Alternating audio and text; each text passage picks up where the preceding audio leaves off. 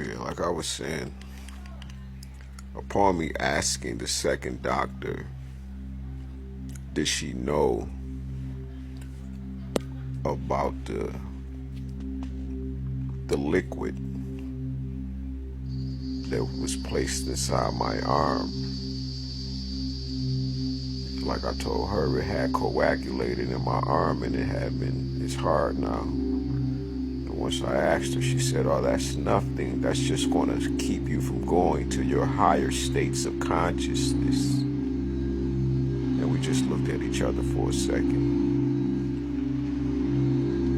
And I was being guided because I was listening to the angels, the ancestors.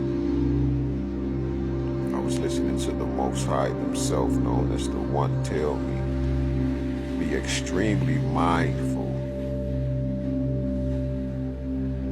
of what you are saying. Think before you speak. Watch her body language, watch her eyes. Look at anything. If she twitches, just look for anything. But just make sure that you're listening and you're hearing correctly. Do as I am telling you. This is what I'm listening to. My spirit guides, my protectors.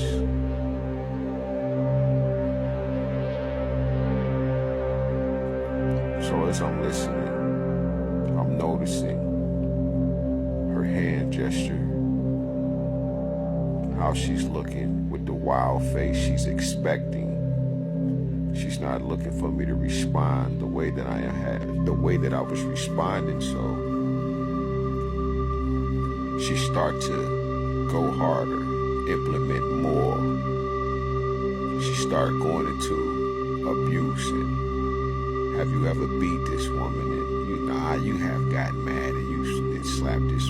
She said a few things in this area. These aren't her exact words, but she's basically leading to something that I don't know about because there's a PPO, a personal protection order from the police department that I don't even know about. And I'm telling her, listen, I don't know what is going on. This is the truth.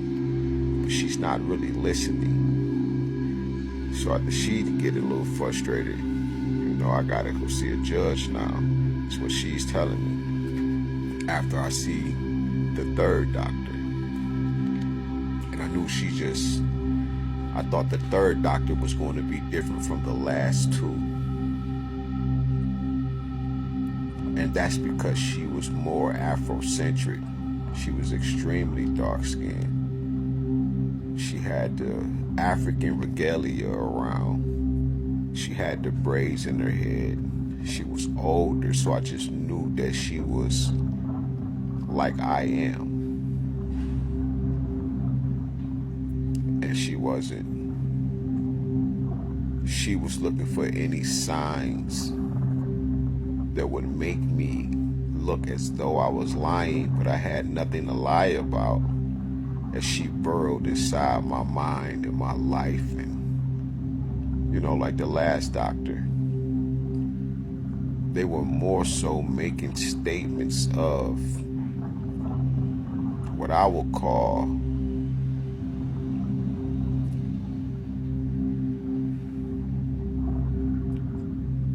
pulling out lies to make me just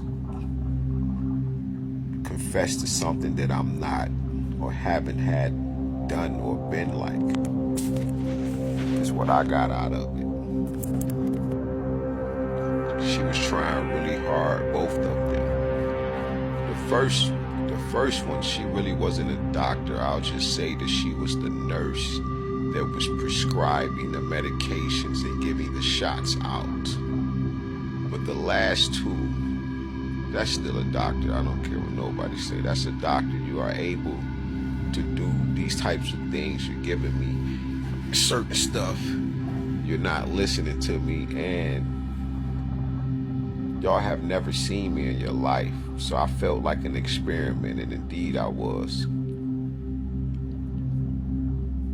But the more I talk to her, I start to realize that she's nothing.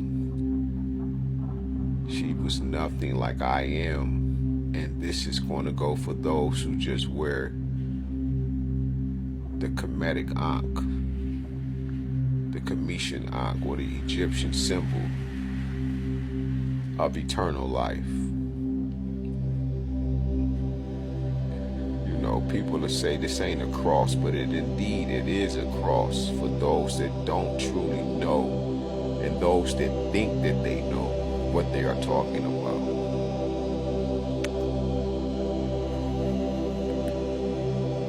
And the reason I'm calling it a cross is because,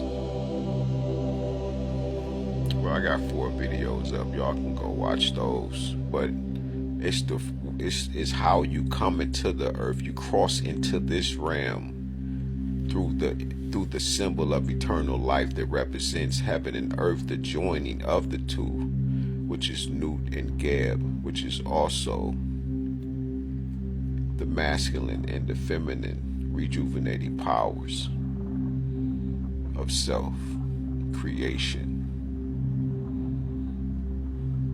But the woman wouldn't, this female doctor, she wouldn't listen to me, and everything was shaking her head, yes, and all of that. A few compliments. And I was thankful. I was just being who I am, which was the better version of whatever was given to them. But they're looking at it as, give him some more, give him another diagnosis, give him another dosage, because this is what their profession consists of. It's not to truly give me healing. Because when I left, they gave me a bag of pills, and I don't take pills. You understand? So after I seen her, then I was called to see a judge. And when I got in front of the judge, I told him, I said, I don't care what nobody has told you. You can subpoena these. I said, her sister, the police. You can subpoena her phone. You can subpoena my ex phone. Whatever they told you, they are lying. I shouldn't be here. I don't want to take these pills, these drugs, and nothing. I should be at home. They just walk through my door with keys, and next thing I know, I'm here. And you know, like I told the second doctor, she like, is there anybody that you can call to because we can't even release you into the public. We got to release you to somebody. You got a guardian or something. I'm 41 years old.